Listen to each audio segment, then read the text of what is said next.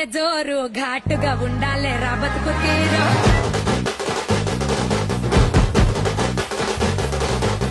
నల్లి బొక్కలు జుత్తే హుషారు ఏం తింటావు రా ఉప్పు లేని పప్పు షారు కోసి కొంగడి మా కట్టు బొట్టు ఎట్లయితే గట్లయితే చూసుకుందాం పట్టు అమ్మలి గట్క మాదిరాసా పుటక